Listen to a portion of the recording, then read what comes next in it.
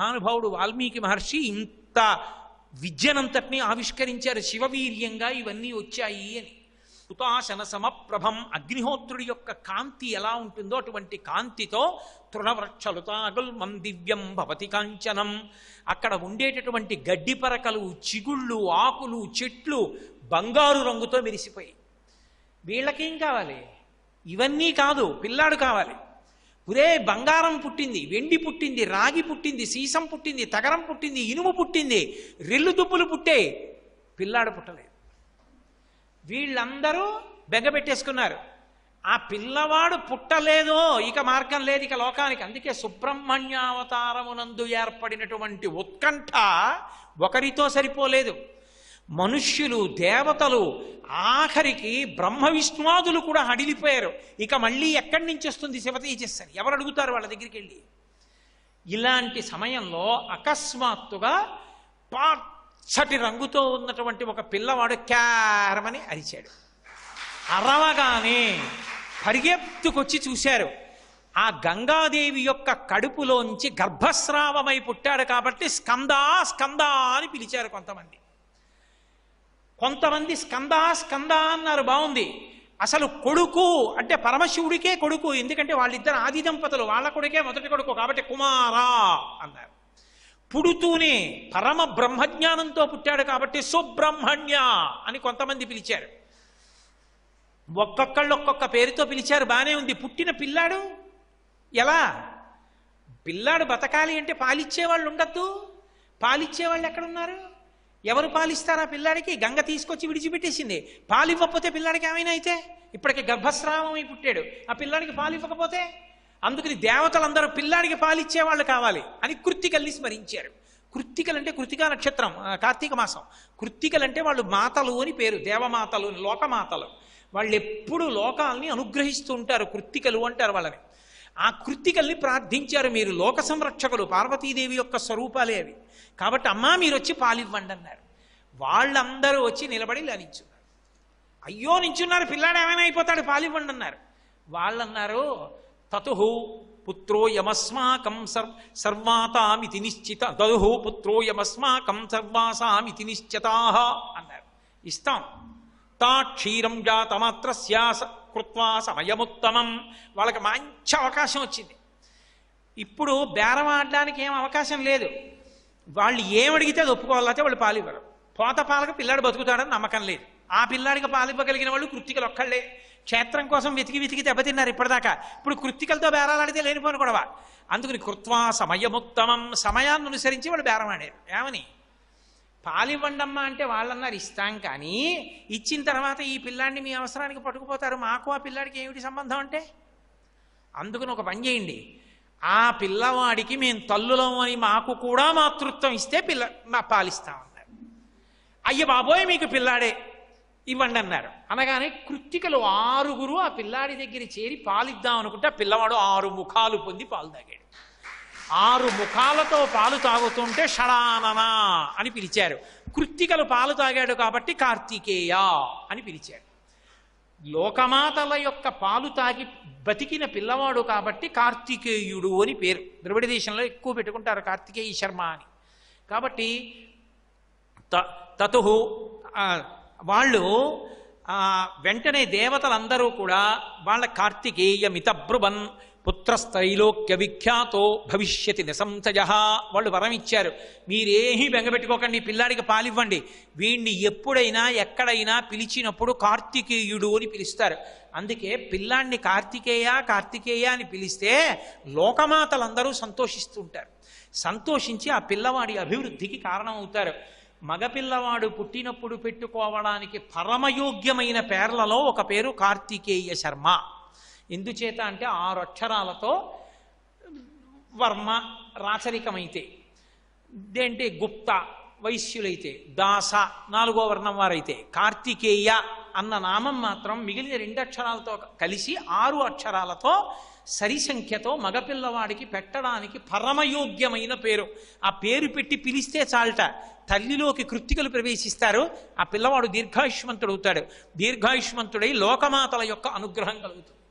కాబట్టి మేమందరం కూడా అనుగ్రహిస్తున్నాం అని దేవతలు అన్నారు. వీరు మీ కొడుకే కాబట్టి కార్తికేయ అని పిలుస్తున్నాం అన్నారు. ఇప్పుడు ఆ పిల్లాడికి ఇంకో పేరు వచ్చింది, కార్తికేయుడు.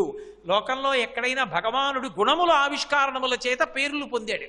సుబ్రహ్మణ్యోత్పత్తిలో మాత్రం ఆయన పుడుతూనే, ఆయన పుట్టుకలోనే అనేకమైనటువంటి వింత వింత సంఘటనలు జరిగిపోయి మలుపులు తిరిగిపోయినటువంటి కారణం చేత ఆయనకి అన్ని పేర్లు వచ్చేసాయి. కార్తికేయ అని పిలిచారు. కార్తికేయ మితబ్రువన్న. ఇప్పుడు ఈ పిల్లవాడు ఏం చేశాడు అంటే వాళ్ళ దగ్గర పాలు ఎన్ని మాటలు తాగాడు అంటే గృహీత్వా క్షీరమేకాహ్న, ఒకే రోజు పగలు ఒక్కసారి పాలు తాగాట.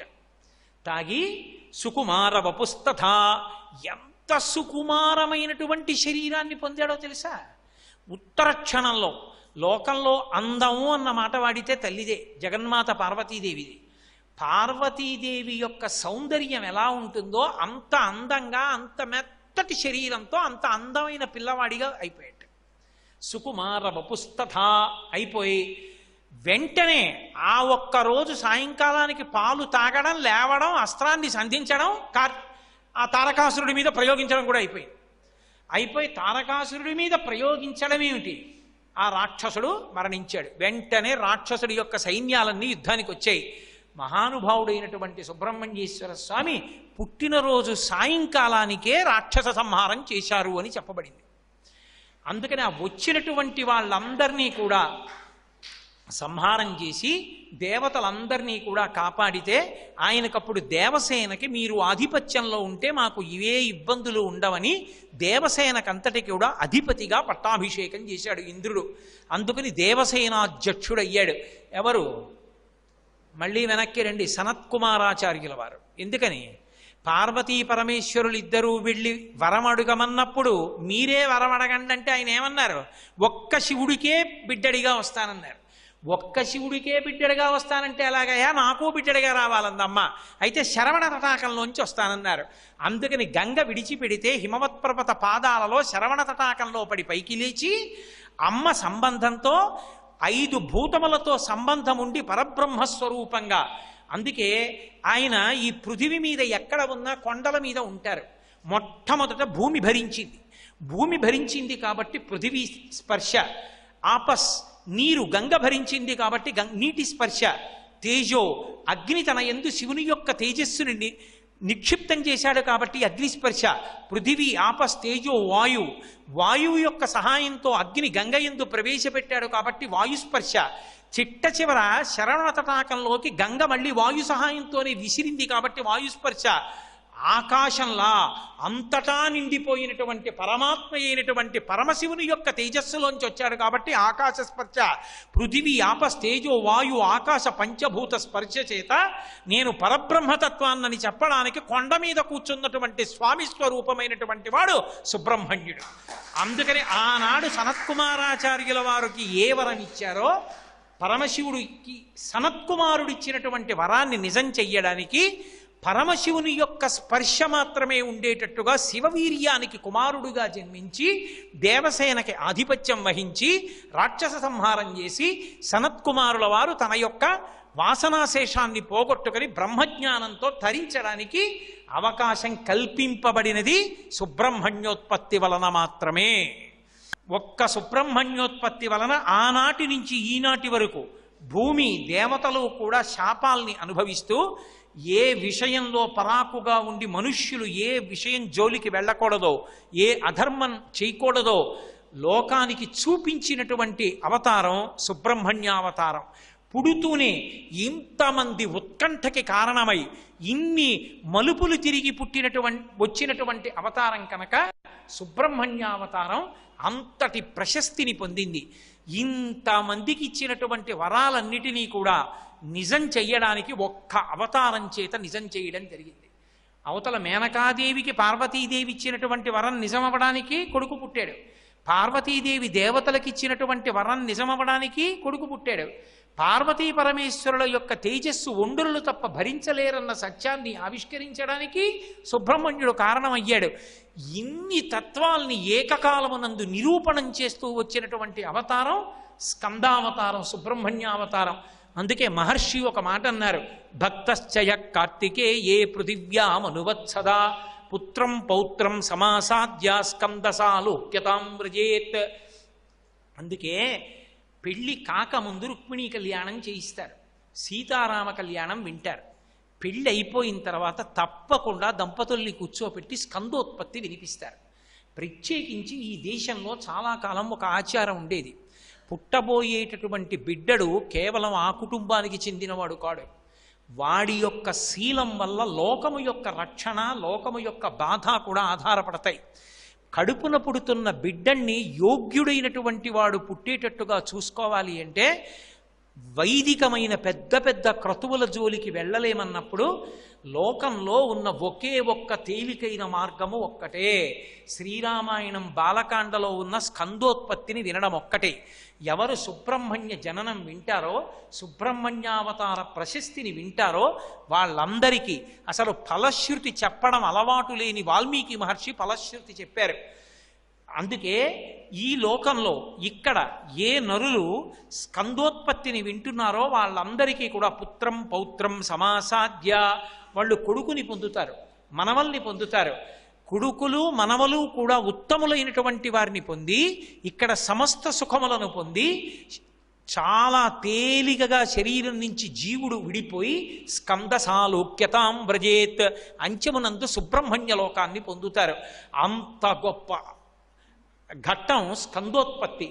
కుమార సంభవంలో కాళిదాసు గారు వాల్మీకి మహర్షి పెట్టిన పేరే తీసుకుని వర్ణించిన స్కందోత్పత్తిని ప్రధానంగా పారాయణానికి చేసేది మాత్రం ఒక్క రామాయణం బాలకాండలోదే పారాయణ చేస్తారు. అప్పటికీ ఇప్పటికీ ఎప్పటికీ స్కందోత్పత్తి అంత గొప్పది. నేను సభాముఖంగా చెప్తున్నానని మీరు అనుకోకండి, మా గోపాలకృష్ణ గారికి తెలుసు, నాతో తిరిగిన ఎందరో పెద్దలకి తెలుసు, ఎట్టి పరిస్థితుల్లో ఈమె బిడ్డడికి జన్మనివ్వలేదు, ఈమె బిడ్డడికి జన్మనిస్తే ఆ బిడ్డడిని చూసుకోవడానికి ఈమె ఉండదు అని చెప్పినటువంటి విషయాల్లో కూడా స్కందోత్పత్తిని పారాయణం చేసి తల్లి బిడ్డలు ఎంతో సంతోషంగా హాయిగా ఆనందంగా ఉన్న వాళ్ళు ఇప్పటికీ ఎంతోమంది ఉన్నారు. అంత గొప్పది. అందుకే గర్భిణీ స్త్రీలు తప్పకుండా వింటారు స్కందోత్పత్తిని పారాయణ చేస్తారు.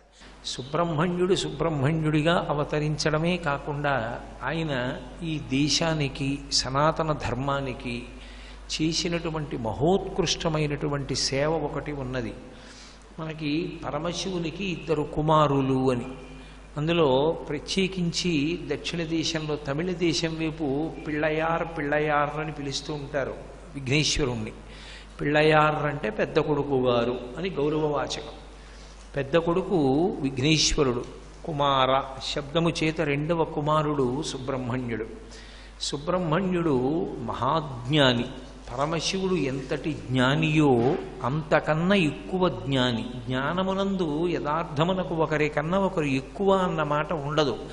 బ్రహ్మతత్వాన్ని అనుభవించడం అనేటటువంటి స్థాయికి వెళ్ళిన తరువాత ఇక అదే కట్టకడపట్టి స్థాయి, ఇక అది దాటి ఉండడానికి ఇంకొకటి ఉండదు. బ్రహ్మాన్ని అనుభవించిన స్థితి ఏది ఉంటుందో, ఎక్కడ బ్రహ్మాన్ని అనుభవించి తాను బ్రహ్మముగా నిలబడిపోతాడో అదే జ్ఞానమునందు చిట్ట చివరి స్థితి.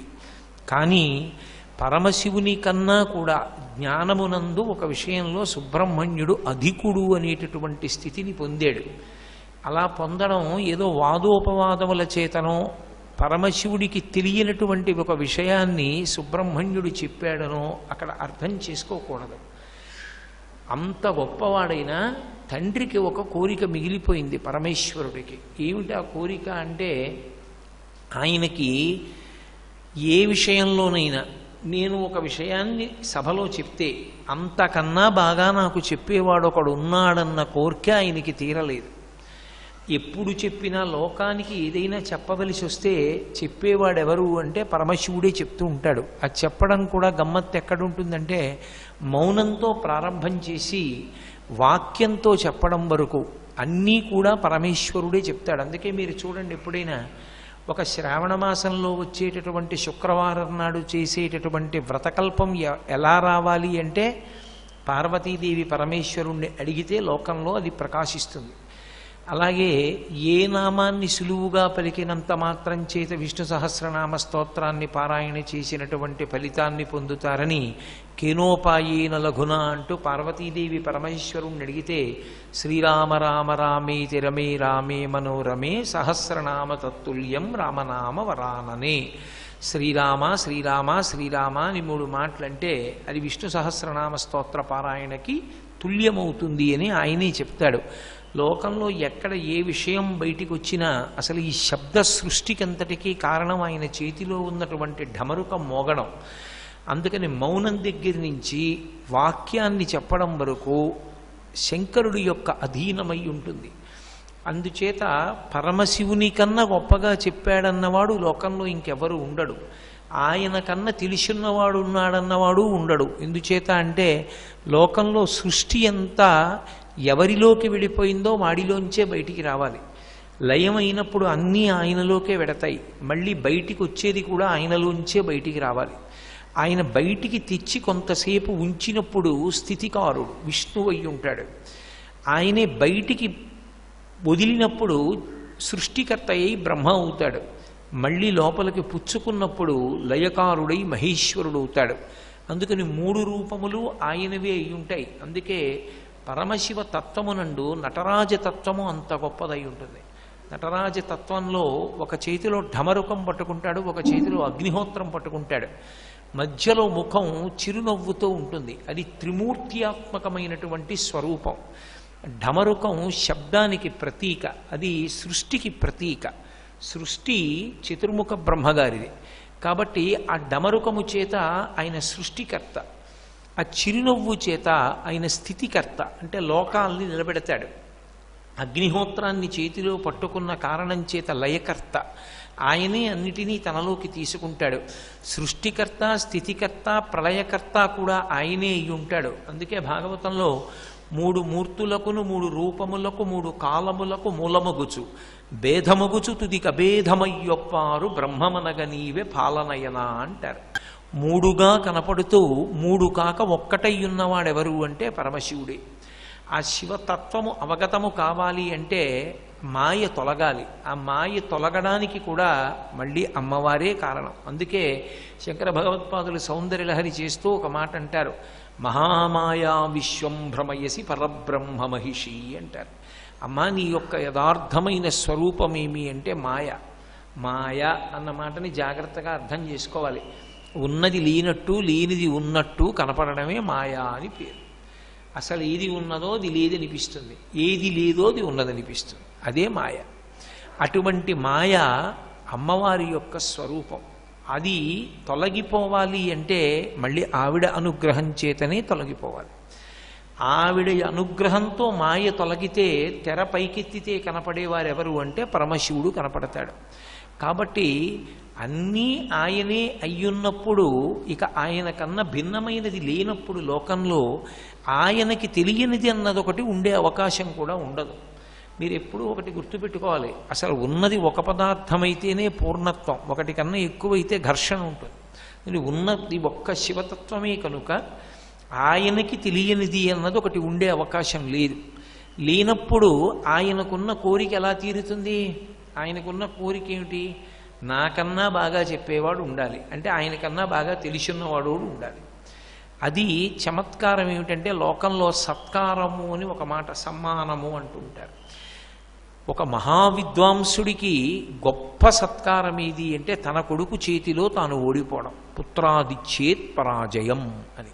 తన కొడుకు చేతిలో తాను ఓడిపోయాడు అనుకోండి, నా కొడుకు ఇంత విద్వాంసుడయ్యాడు అని అంతకన్నా తృప్తి ఇంకొకటి ఉండదు. కాబట్టి పరమశివునికి మిగిలిపోయిన ఒకే ఒక్క కోరిక ఏమిటి అంటే నాకన్నా నా కొడుకు మహావిద్వాంసుడై ఉండాలి. హేరంబీచ గుహీచ హర్షభరితం వాత్సల్యమంకూరయన్ మారద్రోహిణి పురుషే సహభువం ప్రేమాంకురం వ్యంజయన్ ఆనమ్రీషు జనీషు పూర్ణ కరుణా వైదగ్ధ్యముత్తాలయ అంటారు మూకశంకరులు మూకపంచశతిలో. ఆమెకి ఏమిటి లోటు? ఆవిడికి ఏం లోటు లేదు, ఆయనకి లోటు లేదు. కాబట్టి వాళ్ళిద్దరూ పూర్ణులు. అటువంటి వాడికి ఎప్పుడైనా శాస్త్ర సంబంధమైనటువంటి విషయాన్ని చెప్పేటప్పుడు నేనింతవరకు ఎలా చెప్తున్నానో అంతకన్నా చాలా బాగా ఈ విషయం చెప్పాడే అన్నవాడు ఒకడు దొరికితే తనకన్నా బాగా వాడు చెప్పాడన్నటువంటి తన తృప్తియే తను పరాజయాన్ని పొందాడనడానికి కారణం. అలా చెప్పినవాడు లేడు. అలా చెప్పినవాడు ఎవరంటే సుబ్రహ్మణ్యుడు ఒక్కడే. అందుకే గుహ శబ్దం అన్వయమైంది ఆయనకి. గుహ అన్న మాటకు అర్థం ఏంటంటే ఆత్మస్వరూపి అని. లోకంలో ఎంగిలి చేయబడినటువంటి వస్తువు అన్నది లేదు సృష్టిలో. సృష్టిలో ప్రతి వస్తువు ఎంగిలి. ఎందుచేత అంటే మనం తింటే కదండి ఎంగిలి అనుకోకండి. నేను దాని గురించి మాట్లాడితే అది ఎంగిలి అయిపోతుంది. ఎందుకంటే నేను మాట్లాడినప్పుడు నేను నోటితో మాట్లాడతాను, నా నాలుకలు మీదకి అది వచ్చింది కాబట్టి అది ఎంగిలైపోయిందని గుర్తు. లోకంలో ఏదైనా ఎంగిలవుతుంది. ఎంగిలి కానిదంటూ ఉంటే ఒక్కటే ఉంటుంది. ఏది అంటే ఆత్మ. దాన్ని వాక్కులతో చెప్పడం కుదరదు, అనుభవంలోనే మిగులుతుంది. ఇక ఎంగిలి కానిదేది అంటే ఆత్మ. అంతకన్నా పవిత్రమైనది వేరొకటి లేదు. రాశీభూతమైనటువంటి ఆత్మ యొక్క స్వరూపమే సుబ్రహ్మణ్యుడు. అందుకే ఆయన బ్రహ్మజ్ఞాన సంపన్నుడు, నైష్టిక బ్రహ్మచర్యంతో ఉంటాడు. అటువంటి వాడు ఒకానొకప్పుడు పరమశివుడి దగ్గరికి వచ్చి ఒక మాట అన్నాడు. నాన్నగారు, ప్రణవం గురించి నేను ఒక విషయం చెప్పాలనుకుంటున్నానన్నాడు. అసలు రాశీభూతమైన ప్రణవమే పరమశివుడు. చాలా మంచిది చెప్పు అన్నాడు. నాన్నగారు, ఒక సంప్రదాయం ఒకటి ఉంది లోకంలో. ఏదైనా ఒక విషయాన్ని జిజ్ఞాసువై వినాలి అనుకుంటే, అంటే నాకన్నా తెలియనిది చెప్తాడేమో అని అనుకుంటే చెప్పేవాడు ఎత్తు మీద కూర్చోవాలి, వినేవాడు కింద కూర్చోవాలి. అది మర్యాద. అలాగే కూర్చుంటాను. శివుడు కింద కూర్చున్నాడు, సుబ్రహ్మణ్యుడు పైన కూర్చున్నాడు. ప్రణవం యొక్క వ్యాఖ్యానాన్ని చెప్పాడు ఆయన.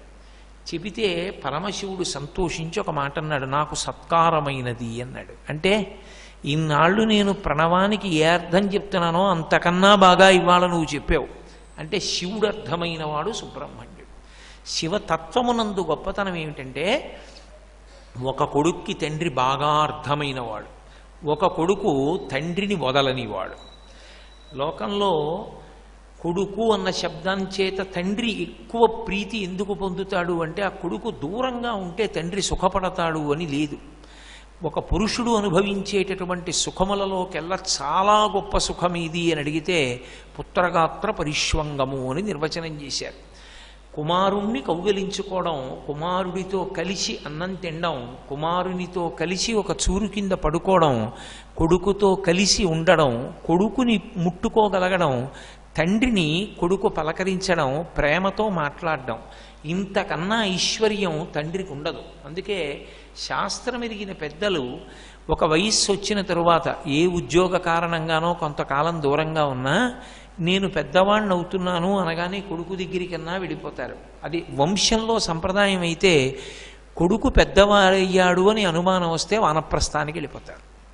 ఒక చోట అంటారు, దిలీప మహారాజు భోజనం చేస్తున్నాడు సుదక్షిణాదేవితో. రఘుమహారాజు గారు లోపల ప్రవేశించి గట్టిగా పిలిచాడు ఎవరినో. గట్టిగా పిలిస్తే అన్నం తింటున్న దిలీపుడు తలెత్తి చూశాడు.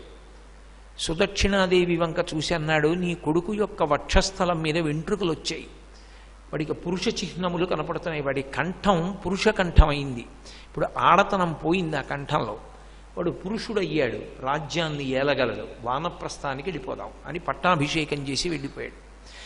ఇక్ష్వాకు వంశం అంతా కూడా వానప్రస్థానికి వెళ్ళడం అలవాటుగా ఉన్న వంశం.